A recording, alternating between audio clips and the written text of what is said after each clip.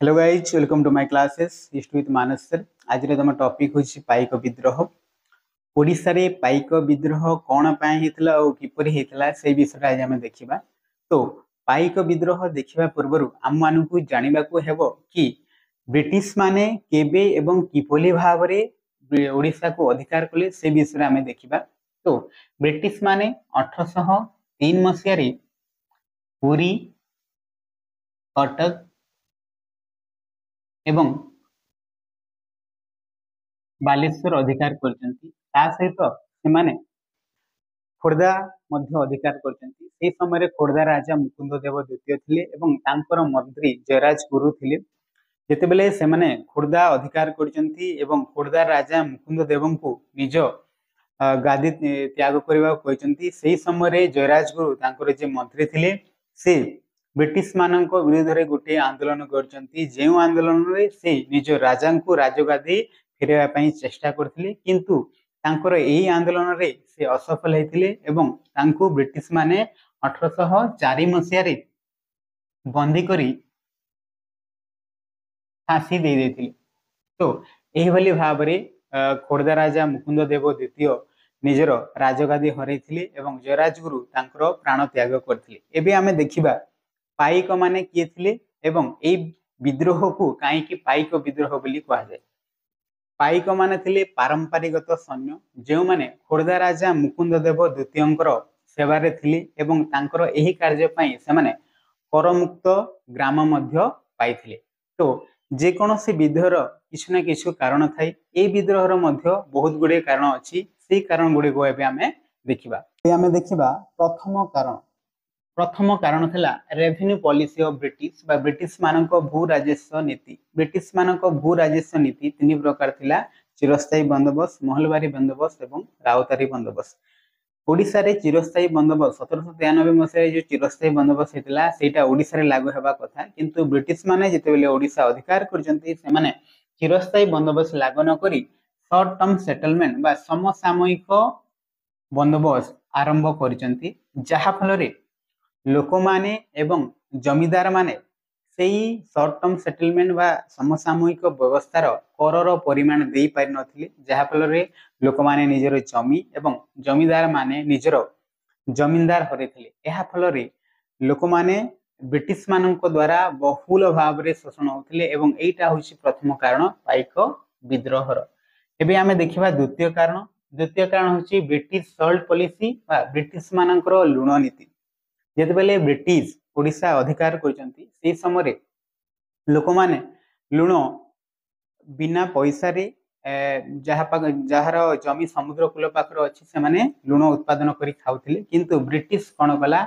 लुण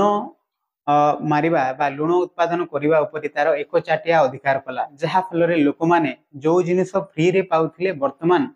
सेटा को 12 गुणा प्राइस रे बा 12 गुणा टंकारे से माने किनिबा को बाध्य होइथिले। एवं एही लुण नीति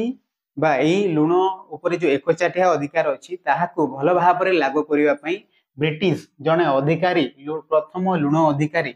जोटा कि जेम्स किंग 1806 मसिया रे से नियुक्ति देथिले एवं जेम्स किंग 1806 मसिया ठारो से लुण अधिकारी ओडिसा रे हिथिले एवं ओडिसा रे लोक माने केमिति लुण चोरी न करी खाइबे से ऊपर तांकर ध्यान थिला। तो जो लुण को ओडिसा रे लोक माने फ्री रे पाउथिले सेही लुण को से माने वर्तमान 12 गुणा प्राइस रे देई किनुचंती, जहा पर रे ओडिसा लोक मानक मध्य रे असंतोष जागृत हला एवं एटा अन्य एक कारण थिला पाइक विद्रोहर। हमर तृतीय कारण होछि ब्रिटिश मानकर मुद्रा नीति। ब्रिटिश माने जेबे ओडिशा अधिकार करचंती ता परे परे 1804 मसिया रे से माने सिक्का रुपीज बा सिल्वर कॉइन रूपा मुद्राटा ओडिशा रे प्रचलन कले। ता पूर्वरु जो मराठा माने ओडिशा रे शासन करथिले से माने काउडी बा कौडी को व्यवहार करथिले, किंतु ब्रिटिश माने कौडी बदल रे मुद्रा प्रचलन कले, जहा फल रे जमींदार एवं साधारण कृषक माने ब्रिटिश मानक जेतेबेले कर दउचंती सेही समय तांको कर देबार बहुत असुविधा होतिले, किंतु सेही असुविधा को ब्रिटिश माने अणदेखा करिवारु एही जमींदार एवं लोकमानंक मध्यरे बहुत असंतोष जागृत हैला एवं एटा तृतीय कारण हेतला पाइक विद्रोह रे। हमरो नेक्स्ट कारण होची करप्ट जुडिशियल सिस्टम बा न्याय व्यवस्था रे दुर्नीति। जेते बेले ब्रिटिश माने ओडिसा को अधिकार करचंती ता परे परे से माने ओडिसा रे विभिन्न अदालत स्थापन कले एवं विभिन्न आईन गुडा को से माने निर्माण करचंती, किंतु सेही आईन गुडा को केवल पारसी एवं बंगाली भाषा रे लिखित अछि एवं कोनोसी भी आईन ओडिया भाषा रे लिखित होई नथिला, जहा फल रे साधारण लोक माने तांकर आईन एवं अदालत उपरे कोनोसी प्रकार भरोसा पाइला नाही एवं से समय रे बहुत गुडे बंगाली वकील माने निजर स्वार्थ दृष्टि से माने कोनोसी भी ओडिया लोक माननकु सहाय्य करि पार नथिले एवं एहा द्वारा ओडिसार लोक माने शोषण होथिले एवं एटा अन्य एक कारण थिला पाइक विद्रोह। हमरो नेक्स्ट कारण होची पुलिस एडमिनिस्ट्रेशन। ओडिसा रे पुलिस शासन व्यवस्था किभली थिला सेटा अन्य एक कारण थिला। जेतेले ब्रिटिश ओडिसा अधिकार करचंती से समय रे से माने अदालत स्थापना करिबा सहित पुलिस थाना गुडा को स्थापन करचंती। से समय रे से माने 38 पुलिस थाना स्थापना करथिले एवं एही थाना गुडी प्रत्येक थाना गुडी करे गुटे गुटे दारोगा नियुक्ति होथिले एवं एही दारोगार कर्तव्य थिला कि किभली भाबरे सेही अंचल रे शांति श्रृंखला बजाय रखिबा, किंतु एही दारोगा गुडी को सेही समय रे चोर गुडांको ठारू किछि ना किछि कमिशन नै से माने साधारण लोक माननको अत्याचार करथिले एवं सेही समय रे गुटे प्रसिद्ध दारोगा मध्ये थिले, तांको नाम होची मिर्जा मेहंदी एवं एही मिर्जा मेहंदी तांकर निष्ठुरता पई प्रसिद्ध थिले। सेही समय रे खोड़दार लोक माने एही मिर्जा मेहंदी को ना सुनिया मात्र रे तांको मन रे भय देखा जाउथिला। तो एटा थिला हमरो पंचम कारण।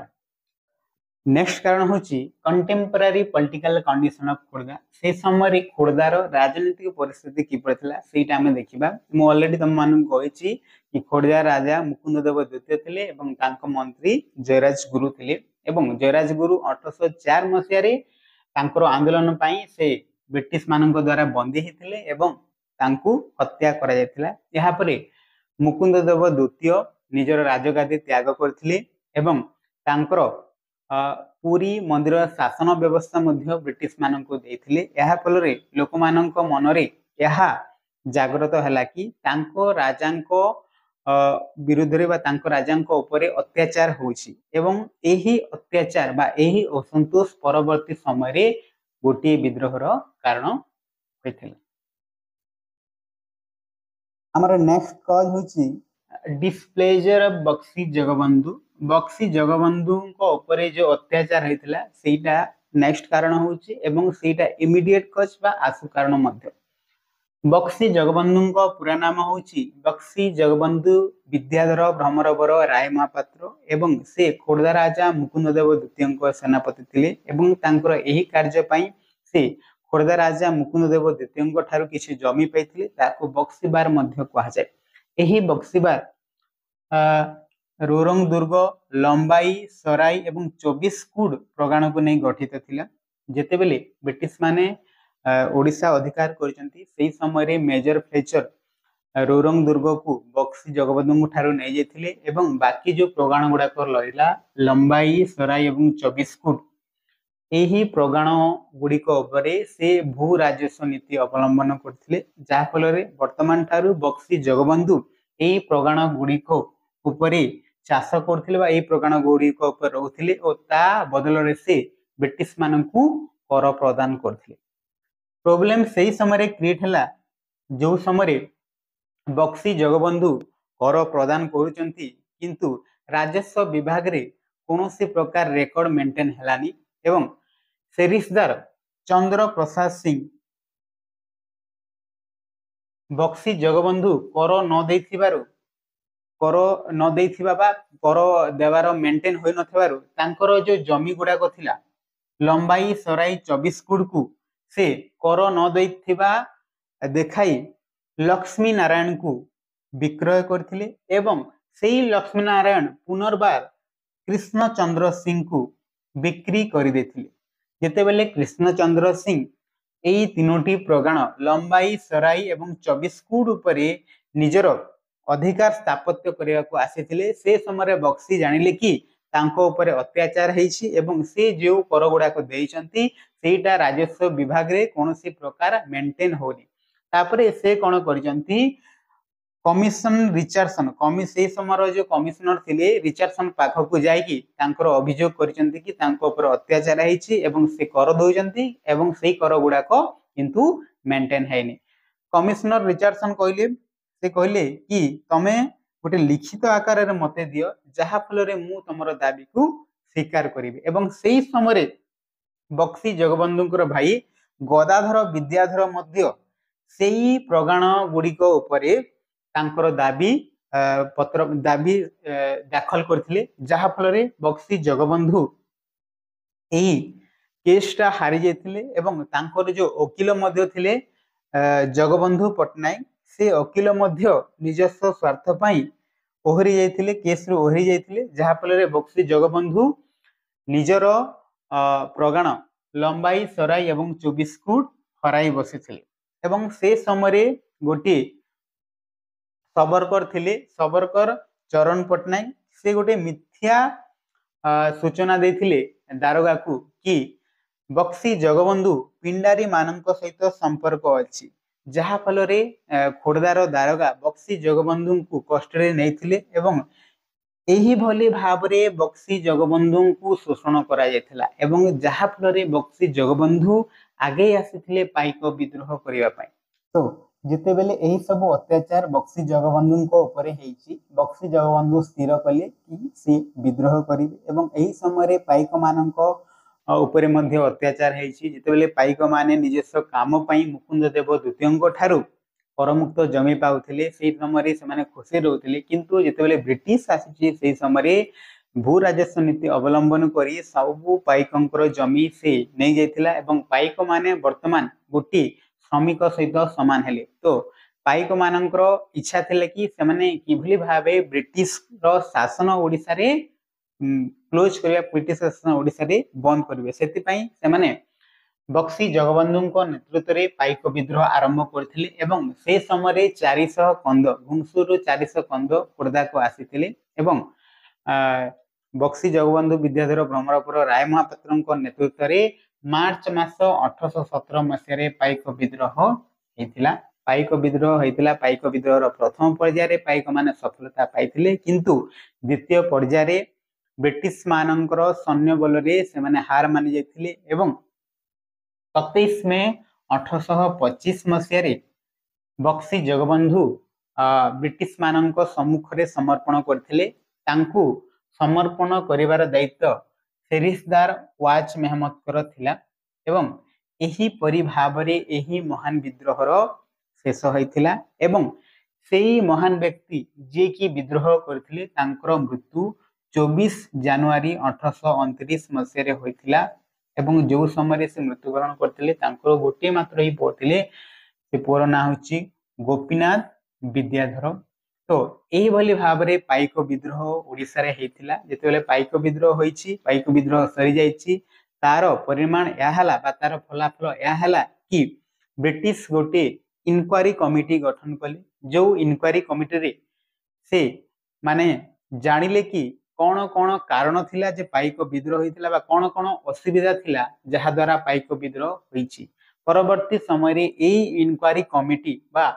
वाल्टर यूएर को रिपोर्ट एई रिपोर्ट अनुसार से माने तांकर शासन व्यवस्था रे किछि ना किछि परिवर्तन करथिले तो एहा थिला तमरो पाइक विद्रोह जदि एई टॉपिक ऊपर कोनोसी क्वेश्चन अछि ताहले कमेंट रे क्वेश्चन करि परिबे मु परवर्ती समय रे क्वेश्चन रो आंसर दे देबी एवं एही टॉपिक को आउ जदि आपण ब्रीफली पढिबा को चाहउचंती ताहले तीनोटी हिस्ट्री बुक रो ना कहूची सेई बुक रो पढि परिबे प्रथम बुक होची हरिहर पंडा को ओडिसा हिस्ट्री द्वितीय बुक होची एस प्रधान को ओडिसा हिस्ट्री बुक एवं तृतीय होची एनके सां को ओडिसा हिस्ट्री बुक जदि एही भिडियोटी भल लागिची एई पाइक